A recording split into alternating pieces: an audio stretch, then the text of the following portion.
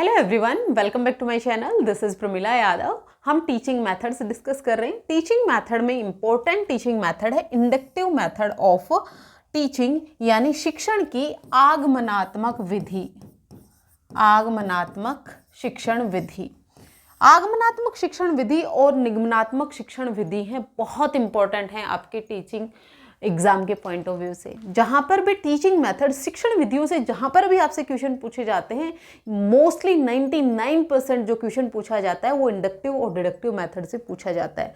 Last class में हमने deductive method कर लिया है, आज हम बात करेंगे इंडक्टिव मेथड की।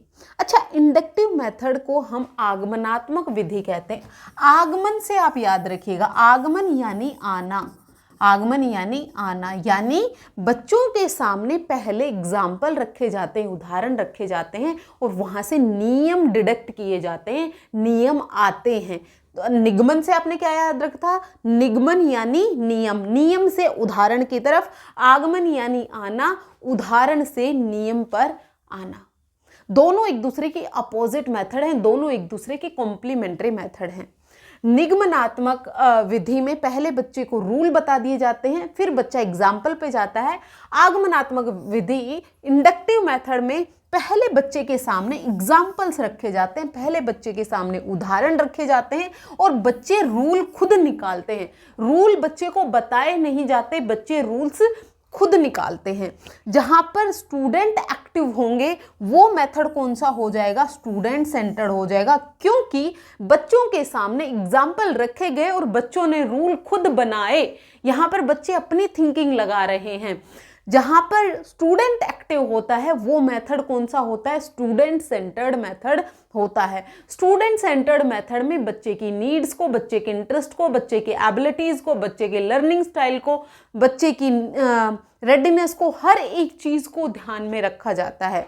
यहाँ पर टीचर है वो एज ए फैसिलिटेटर होता है। जहां पर भी बच्चों को दिक्कत आएगी, टीचर वहां पर अवेलेबल रहेगा बच्चों की मदद करने के लिए। जो डिडक्टिव मेथड है वो टीचर सेंटर्ड है, क्योंकि वहां पर टीचर एक्टिव है। टीचर आते ही बच्चे को नियम बता रहा है, बच्चा जस्ट उस फॉर्मूला में जो वैल्यूज दी हुई है उनको पुट कर रहा है और आंसर निकाल रहा है। यहां पर टीचर कोई नियम नहीं बताता, टीचर सिर्फ एग्जाम्पल रखेगा, एग्जाम्पल से बच्चे खुद उस रूल को निकालेंगे। यानी पहले टेस्टिंग होती है, पहले बच्चे टेस्ट करते हैं बच्चे के सामने जो एग्जाम्पल आएगा, और फिर टीचिंग होती है, फिर शिक्षण होता है। एग्जाम्पल की मदद से बहुत अच्छे से हम इसको समझेंगे। देखिए, इंडक्टिव मेथड यानी आगमनात्मक विधि, ये क्या होती है? आगमन वह तर्क विधि है। ये एक ऐसी मेथड है, एक तर्क विधि है जिसमें विशेष उदाहरणों से अध्ययन से सामान्य नियम या सिद्धांत निकाला जाता है। क्या क्या याद रखना है आपको? रूल से एग्जाम्पल कहाँ जाएंगे? डिडक्टिव मेथड या इंडक्टिव? डिडक्टिव मेथड यानी निगमनात्मक, और एग्जाम्पल से उदाहरण से नियम की तरफ, एग्जाम्पल टू रूल कहाँ जाएंगे? आगमनात्मक। अगर आपको कंफ्यूजन होता है तो चाहे तो आप इंडक्टिव मेथड, चाहे आप डिडक्टिव मेथड, एक की कैरेक्टरिस्टिक याद रख लीजिए, दूसरा बिल्कुल उससे अपोजिट है, याद रह जाएगा, दूसरे को याद करने की जरूरत नहीं पड़ेगी। तो आओ इसको एग्जाम्पल से समझते हैं। हमने क्या कहा? पहले टीचर बच्चों के सामने एग्जाम्पल रखेगा। मास्टर जी क्लास में आए, क्लास में वो बच्चों को पढ़ाना चाहते हैं सम ऑफ इवन नंबर्स, यानी दो सम संख्याएं, दो इवन नंबर्स को जब हम जोड़ेंगे तो उससे क्या बनेगा। सबसे पहले क्या करेगा? वो एग्जाम्पल्स रखेगा। जैसे उसने ये एग्जाम्पल्स रखे, क्या एग्जाम्पल रखे? उन्होंने एग्जाम्पल रखे कि 2 को 4 में जोड़ेंगे 6 आया, 6 में 8 को जोड़ा 14 आया, 10 में 12 जोड़ा 22 आया। टीचर ने आकर ब्लैक बोर्ड पर ये एग्जाम्पल लिख दिए और बच्चों को कुछ बताया नहीं। अब बच्चे क्या करेंगे? बच्चे सोचेंगे आज मास्टर जी ने ये क्या लिख दिया। वो क्या करेंगे? अपनी थिंकिंग लगाएंगे, सोचेंगे, उसके ऊपर अपने लॉजिक लगाएंगे। जब बच्चे इस पे लॉजिक लगाएंगे तो जरूरी नहीं है सारे लॉजिक उनके ठीक हों, हो सकता है कुछ लॉजिक गलत हो, लेकिन बच्चा कम से कम सोच तो रहा है। डिडक्टिव मेथड की तरह बच्चा निष्क्रिय तो नहीं है, पैसिव तो नहीं बैठा है। यहाँ पर बच्चा अपनी थिंकिंग लगाएगा, पेन लेकर कुछ लिखना शुरू करेगा। पहला स्टेप हुआ, टीचर ने क्या बता दिए, एग्जाम्पल बता दिए, टीचर गिव सम एग्जाम्पल्स दे दिए। अब दूसरे में क्या करेगा बच्चा, क्या करेगा बच्चा, ऑब्जर्वेशन करेगा। Teacher ask student to observe the result.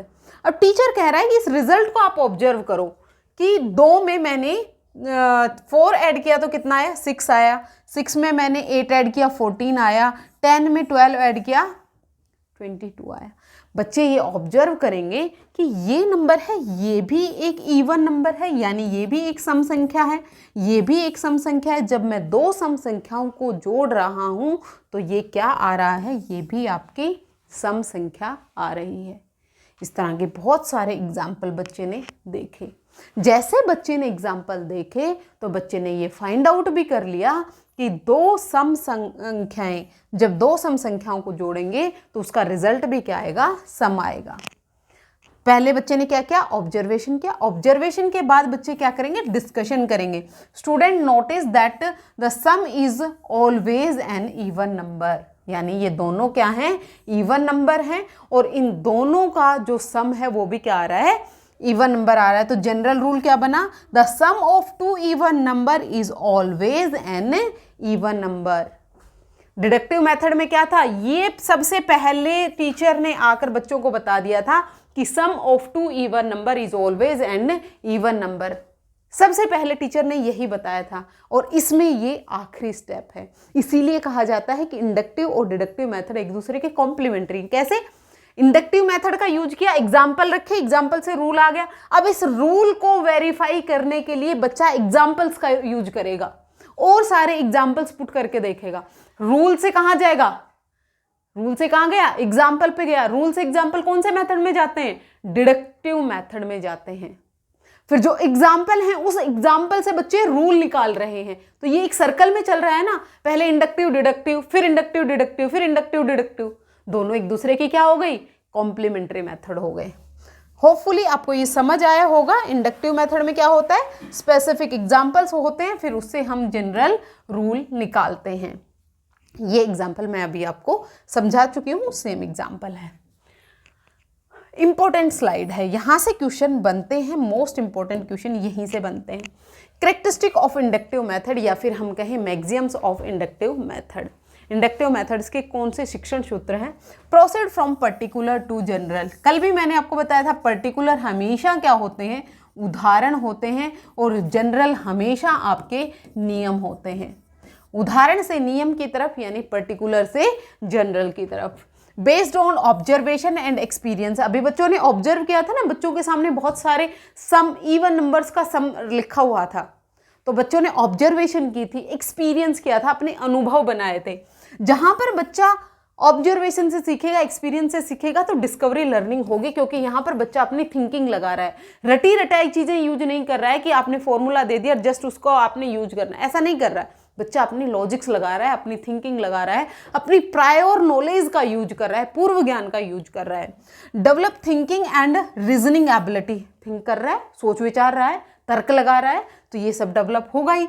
Student formulate the rule themselves, बच्चों ने खुद रूल बनाए, बच्चों के सामने एग्जाम्पल थे, एग्जाम्पल से ऑब्जर्व करके, थिंकिंग करके, लॉजिक लगाकर, रीजनिंग लगाकर, पूर्व ज्ञान लगाकर क्या बना दिए, अपने रूल बना दिए। Learning become interesting and meaningful, जहां पर बच्चा एक्टिव होगा तो वो लर्निंग इंटरेस्टिंग भी होगी, मीनिंगफुल यानी यहाँ पर परमानेंट लर्निंग होगी। जो बच्चे ने एक बार सीख लिया बच्चा उसको भूल जाता है। हमने भी तो किया है। अगर आपको ये कहें कि आप एक फॉर्मूला रट लो, कितनी बार आपके साथ हुआ है, एरिया का फॉर्मूला रट रहे हैं, पैरामीटर का फॉर्मूला रट रहे हैं, वॉल्यूम का फॉर्मूला रट रहे हैं, जब तक वो प्रैक्टिस करते रहते हैं तब तक तो वो हमें याद रहता है। जैसे प्रैक्टिस में हमने नहीं लिया तो हम भूल जाते हैं। लेकिन अगर इस मेथड से बच्चे को पढ़ाया गया तो बच्चा भूलेगा नहीं। क्यों? क्योंकि बच्चे ने अपने एक्सपीरियंस बना लिए, बच्चे ने अपने अनुभव बना लिए। बच्चा एक्सपीरियंस से जब सीखता है तो लर्निंग परमानेंट होती है। Encourage participation and group work, बच्चा जब ऑब्जर्व कर रहा था तो आपस में खुसर फुसर भी कर रहे थे ना, ये ऐसे हो सकता है, ये ऐसे हो सकता है। सब बच्चे अपने अपने एक्सपीरियंस, अपनी नॉलेज, अपने जो ज्ञान है उसको शेयर करते हैं। तो यहाँ पर ग्रुप लर्निंग को भी इंकरेजमेंट मिलता है। ये था आपका कौन सा method? Inductive method. Combination of inductive और डिडक्टिव मेथड में क्या होगा? गणित शिक्षण में दोनों विधियों का संयुक्त रूप से प्रयोग किया जाता है। अभी तो मैंने आपको प्रूव करके दिखाया। पहले छात्र आगमन से नियम खोजते हैं, पहले बच्चे ने नियम खोजे, फिर निगमन द्वारा उसे उदाहरणों पर लागू करके सत्यापित करते हैं। यानी इंडक्टिव को पूरा करने के लिए डिडक्टिव का यूज करते हैं, डिडक्टिव को यूज पूरा करने के लिए इंडक्टिव को यूज करते हैं। ये थी आपकी इंडक्टिव मेथड ऑफ टीचिंग यानी आगमनात्मक शिक्षण विधि। अगर आपको कोई डाउट हो आप कमेंट करके बताइएगा, और अगर आपको क्लास पसंद आती है तो आप लाइक, शेयर एंड सब्सक्राइब कर सकते हैं। आज के लिए इतना ही, मिलते हैं फिर से। Thank you very much.